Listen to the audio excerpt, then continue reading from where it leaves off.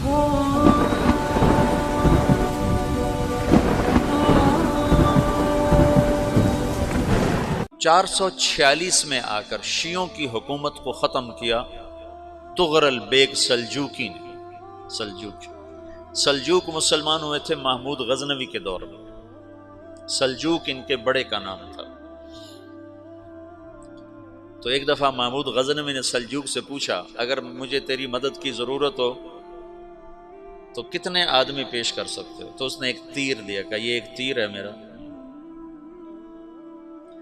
کسی کو یہ تیر بھیج کر میرے علاقے میں بھیج دو تو چند گھنٹوں میں 1,00,000 تلواریں تیرا پہرا دینے کے لیے تیار ہوں، میرے پاس اتنی طاقت ہے۔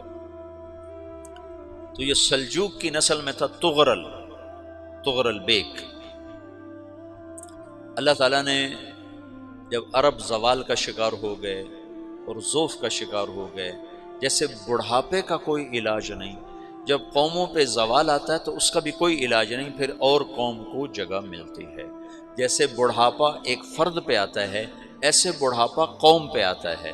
قوم کا بڑھاپا جوانی میں نہیں لوٹ سکتا، جیسے فرد کا بڑھاپا جوانی کی طرف نہیں لوٹ سکتا، قوم کا بڑھاپا جوانی کی طرف نہیں لوٹ سکتا، کوئی علاج نہیں، نئی نسل کا آنا ہی علاج ہے۔ تو عرب دھل چکے تھے، 600 سال بہت ہوتے ہیں حکومت کو، اپنی صفات گم کر چکے تھے، اب نئے خون کی ضرورت تھی۔ طغرل بیگ پہلا شخص تھا جس نے آ کر اہل سنت والجماعت کو استحکام بخشا، شیعوں کی حکومت کو ختم کیا، بغداد سے، شام سے، ان سارے علاقوں سے۔ صلاح الدین ایوبی نے اسماعیلی شیعہ کی حکومت کو ختم کیا، مصر۔ العاضد ان کا آخری خلیفہ تھا۔ صلاح الدین ایوبی نور الدین زنگی رحمۃ اللہ علیہ کا پروردہ تھا، اس کا دوست تھا، اس کے دوست بھی تھا، بچہ بھی تھا اس کے سامنے، زیادہ لکھنے پڑھنے کا شوق تھا۔ پھر اللہ تعالیٰ نے اس سے کام لیا اور اس کو مصر کا گورنر بنا کے بھیجا، مصر کی مدد کے لیے بھیجا، تو وہاں اس نے صلاح الدین ایوبی نے وہاں ختم کیا، طغرل بیگ نے یہاں ختم کیا۔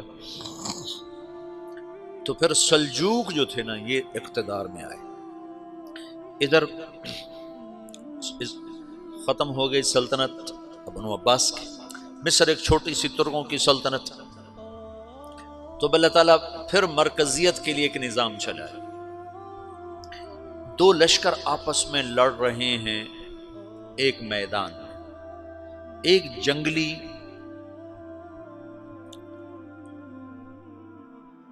بدوؤں کا قافلہ، جنگل کے لوگ اپنے قبیلے کو لے کر، ایک جنگلی قبیلہ اپنے سردار کے ساتھ نقل مکانی کر رہا ہے ایک جگہ سے دوسری جگہ۔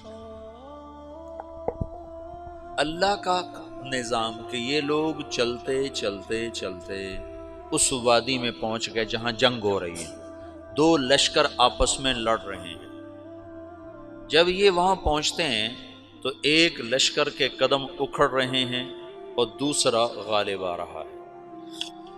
ان کو نہیں پتا شکست کھانے والے کون ہیں اور فتح پانے والے کون ہیں، ان کو نہیں پتا۔ اس جنگلی قبیلے کے سردار کا نام بھی طغرل ہے، طغرل۔ تو یہ سردار کہتا ہے جو شکست کھا رہے ہیں ان کی مدد کرو، کچھ پتہ نہیں کون ہے، کہتا جو شکست کھا رہے ہیں ان کی مدد کرو۔ تو 400 وحشی جنگلیوں نے فاتح لشکر کے پیچھے حملہ کر دیا۔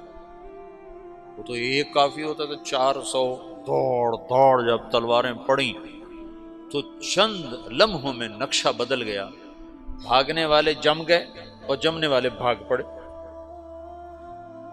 جب جنگ ختم ہوئی تو شکست خوردہ لشکر کے بادشاہ نے ان کو بلایا، اسے پوچھتا ہے مجھے جانتے ہو میں کون ہوں؟ کہا نہیں۔ کہا تو تم نے میری مدد کیوں کی؟ کہا انسانی ہمدردی کی وجہ سے، تمہیں شکست ہو رہی تھی اس لیے تمہاری مدد کی۔ پھر اس نے اپنا تعارف کرایا، میں ہوں سلیمان سلجوقی، ترکی کا بادشاہ۔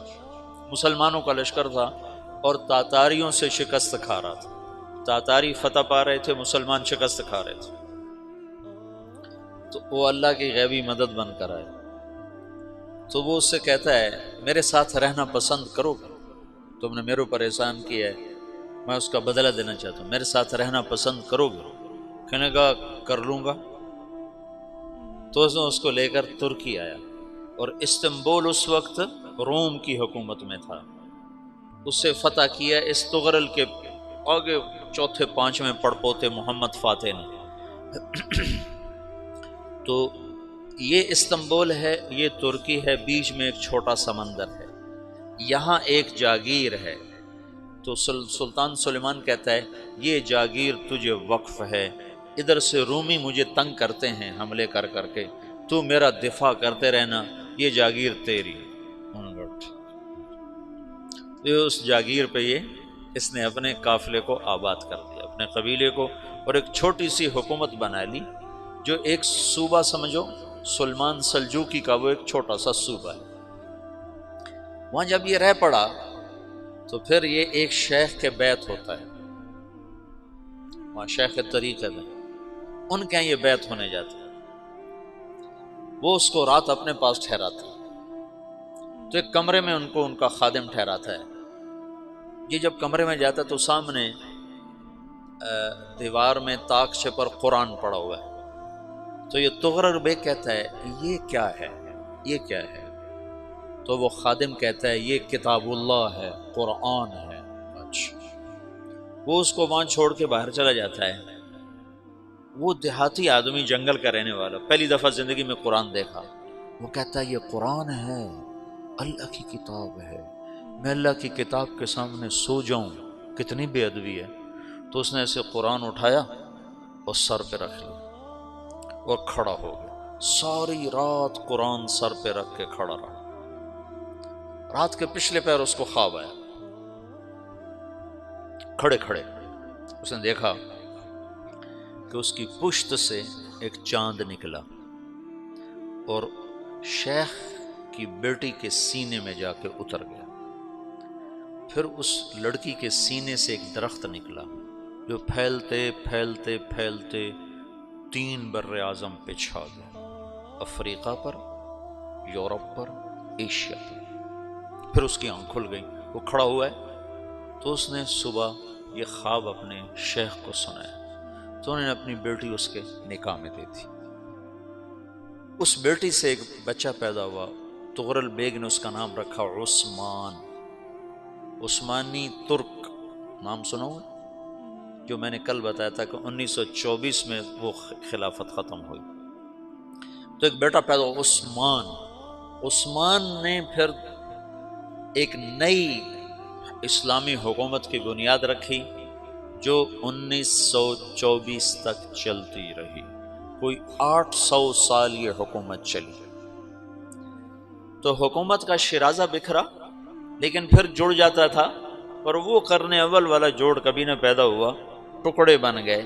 ان ٹکڑوں میں اللہ لوگ پیدا کرتا رہا جو دعوت دیتے رہے، دعوت زندہ رہی۔ جو تربیت کا نظام تصوف کے ساتھ تھا اب وہ تبلیغ کے ساتھ۔